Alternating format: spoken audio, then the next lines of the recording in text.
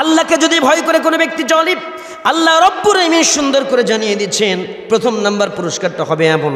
আল্লাহ বলছেন সূরা ইমরানের 120 নম্বর আয়াতের ভিতরে আল্লাহ রব্বুল আলামিন সুন্দর করে বলছেন, ইন তামসাসকুম হাসানাতুন তাসউহুম ওয়া ইন তুসিবকুম সাইয়্যাতুন ইয়াফরাহু বিহা ওয়া ইন তাসবিরু ওয়া তাত্তাকু লা ইয়াদুররুকুম কাইদুহুম শাইআন ইন্নাল্লাহা বিমা ইয়া'মালুনা মুহীত।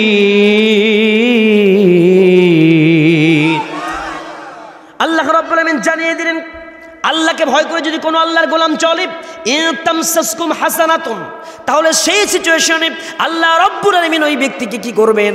এই পৃথিবীতে আল্লাহর ভয় করে যদি কোনো ব্যক্তি চলে, আল্লাহ তাকে একটা প্রথম নম্বরে পুরস্কার দেবে। তার যদি কোনো কঠিন পরিস্থিতি হয়ে যায়, সে যদি চতুর্দিক থেকে আটকে যায়, আল্লাহ রাব্বুল আলামিন তাকে মুক্তির ব্যবস্থা করে দেবে। বলেন সুবহানাল্লাহ। ব্যবস্থা, মুক্তির ব্যবস্থা। বলেন সেই মুক্তিটা কেমন, কোন মুক্তি? আসুন সেই মুক্তিটা আগে বুঝাই, তাহলে বুঝবেন। কঠিন সিচুয়েশনে আমরা দেখেন এমন একটা মুক্তি এই সময় বাংলার মানুষ চায়, যেই মুক্তিটা কি ধরা যাবে না, ছোঁয়া যাবে না, বলা যাবে না, কথা রক্ত দিয়ে পেয়েছি এমন আজব স্বাধীনতা। কথা বলেন ঠিক কিনা? আল্লাহ রাব্বুল আলামিন সুন্দর করে জানিয়ে দিলেন, ইন তামসাসকুম হাসানাতুন তাসুহুম ওয়া ইন তুসিবকুম সাইয়্যাতুন ইয়াফরাহু বিহা।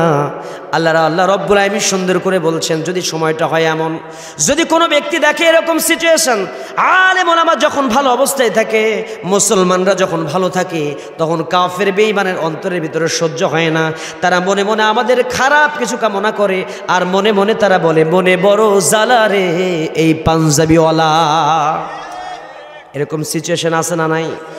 যখন দেখবেন কোনো আলেমদের ভালো হয়, ওদের সহ্য হয় না। আলেমরা যখন জেলখানার মধ্যে থাকেন, আলেমরা যখন কষ্ট পায়, ওই সময় তারা আনন্দিত হয়ে যায়। আনন্দিত হওয়ার পরে আনন্দের ঠেলায় তারা মানুষের মাঝে মিষ্টি বিতরণ করে খেয়ে উৎসব করে। যদি কোনো আলেম পৃথিবীর জমিনে ফাঁসির মঞ্চের দিকে লটকে যায়, আছে না নাই? যেই পৃথিবীতে একজন আলেমকে অপমান করা হবে, নির্যাতন করা হবে, মিথ্যা মামলা হামলা দিয়া বছরের পর বছর জেল খাটানো হবে, আর যারা প্রকাশ্য চোর, সিদ্দিক চোরের মতো চোর আছে না নাই? গাইবান্ধার সিদ্দিক চোর চুরি করার পরে বিচার আওতায় আনলে বিচার হওয়ার কথা, কিন্তু চোর যেই দেশের মধ্যে প্রধান অতিথি হয় পুলিশের সিকিউরিটিতে, আল্লাহর কসম করে বলি, যেই দেশে সিদ্দিক চোরের মতো চোর হলো প্রধান অতিথি, যাকে চোর একটা প্রকাশ্য চোর, তার কোনো বিচার হয় না, আল্লাহর কসম ওই দেশে কোনোদিন আলেম ওলামারা সম্মান পেতে পারে না। কথা বলেন ঠিক কিনা? ওই দেশে আলেমরা নির্যাতিত হবে, নিষ্পেষিত হবে, নিগৃহীত হবে, বঞ্চিত হবে, শোষিত হবে। আজকে যে সিচুয়েশন দেখতে পাচ্ছি, ও তো মাত্র একটা 500 টাকার চোর, মুরগি চোরা। কথা কয় না কেন? কিন্তু আমাদের দেশে হাজার হাজার কোটি টাকা মানি লন্ডারিং করে, ধর্ষণের সেঞ্চুরি করে, তাদের কোনো বিচার হয় না, বিচারের আওতায় আনা হয় না। আর যারা হক কথা বলে, তাদেরকে বিচারের আওতায় এনে তাদের শাস্তি দিয়ে দেওয়া হয়, মিথ্যা মামলা দিয়ে দেওয়া হয়।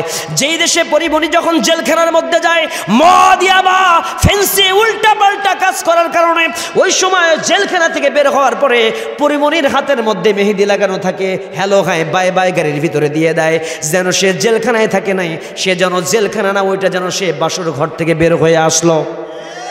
জেলখানার ভিতরে কোনো মানুষ থাকে কষ্টের মধ্যে, স্বাস্থ্য খারাপ হওয়ার কথা, কিন্তু আমরা আল্লামা মামুনুল হককে যখন দেখতে পাই, তার চেহারার দিকে তাকানো যায় না। সেই ব্যক্তির দাঁড়িয়ে থাকা মানুষ হুইল চেয়ারে বসে, আর আমরা আমাদের প্রিয় আল্লামার দিকে যখন তাকাই, তার চেহারার দিকে তাকানো যায় না। আমাদের প্রিয় আল্লামা সাইদি সাহেব কঠিন পরিস্থিতির ভিতরে আছেন, বিছানাও পায় না, ভালো মতো সুন্দর করে খাটও পায় না, ভালো জায়গার ভিতরে তার অবস্থান তৈরি করা হয় না। কষ্টের পর কষ্ট করে, দিনের পর দিন, রাতের পর রাত কষ্ট সহ্য করে পৃথিবীর জমিনে আল্লাহর প্রতি ধৈর্য ধারণ করার পরীক্ষা দিয়ে যাচ্ছেন। আর যেই দেশে লম্পট চোরাচালানি বদমাইশগুলো সুন্দর পরিবেশের ভিতরে থাকে, আর যেই দেশের ভিতরে একজন ব্যক্তি যদি মা মারা যায়, মা মারা যাওয়ার পরে ওই ব্যক্তিটা প্যারেলে মুক্তি পাওয়ার পরে বলে, আমাকে একটু সুন্দর করে আপনার পায়ের সঙ্গে বেরি বেঁধে রেখেছেন, হাতের মধ্যে হ্যান্ডকাপ পড়া, আমি তো কোনো আসামি নই, আপনারা মিথ্যা মামলার আসামি আমাকে আমাকে বানিয়েছেন অজ্ঞাতনামা আসামি, হাজার হাজার আসামি বানায় দিয়া আমাকে আপনারা জেলের মধ্যে পুরে রেখেছেন। আমার মাটা দুনিয়া থেকে বিদায় হয়ে গেছে, আমাকে জেলে নিয়ে গেছে সেই কষ্টের কারণে। আমাকে জেলে নিয়ে যাওয়ার পরে পায়ের ভিতরে বেরি দেওয়া হয়েছে, হাতের মধ্যে আমাকে হ্যান্ডকাপ পরিয়ে দেওয়া হয়েছে। আমি তো কামিল পাস মানুষ, আমার মায়ের জানাজাটা আমি নিজে পড়াবো, আমার হ্যান্ডকাপটা খুলে দেন। আমি ওইরকম ডাকাত নই যে আমি দৌড় দিয়ে জানাজা পড়া বাদ দিয়ে পালায়া যাব।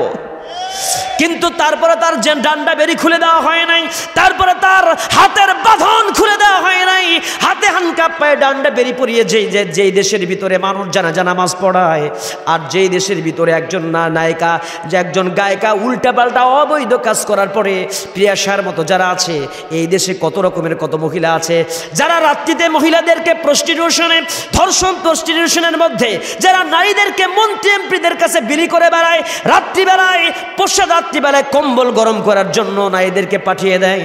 ওই রকম মেয়েদেরকে যখন হ্যান্ডকাপ পরিয়ে না পরিয়ে যদি পুলিশ হাতের মধ্যে ধরে নিয়ে জেলখানার মধ্যে নিয়ে যায়, জামায়াদর পায়, আল্লাহর কসম করে বলি ওই দেশের মাঝে, ওই দেশের মধ্যে আল্লাহর পক্ষ থেকে কোনোদিন রহমত আসতে পারে না। ওই দেশের মানুষ দেখবে দুর্ভিক্ষের স্বপ্ন, ওই দেশের প্রধানমন্ত্রী দেখবে দুর্ভিক্ষের স্বপ্ন, ওই দেশের মাঝে টর্নেডো, আয়লা, নার্গিস, হারিকেন আসবে। কথা বলেন ঠিক কিনা?